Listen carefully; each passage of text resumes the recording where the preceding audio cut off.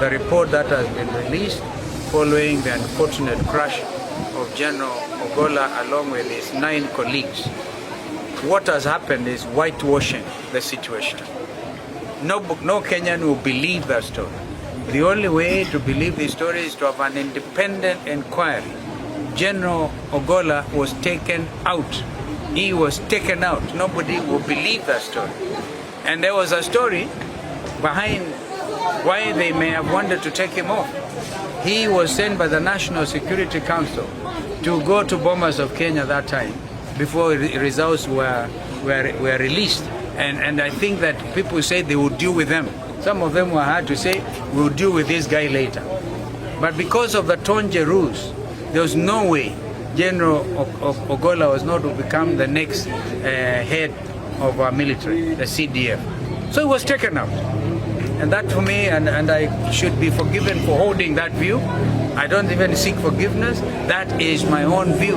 But in order for Kenyans to know what exactly happened, we need an independent inquiry, possibly led by Parliament. If parliamentarians feel intimidated, an independent kind of inquiry. Because we cannot have a culture where military leaders are taken out, political leaders are taken out. These helicopter crashes must end. This country will remain a democracy. And nobody is going to have to claw back on our democratic gains under our constitution. So our guiding document, Constitution 2010, unfortunately those in authority we know opposed it. Maybe they opposed it for such times as this. And unfortunately they have sworn to uphold the document, which also has also protected them.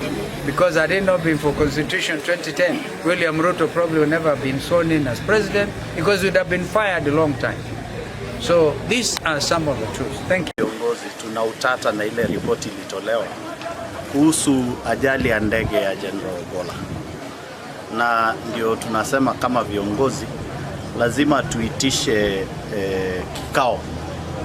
Tujadiliane hiyo ripoti, tuione.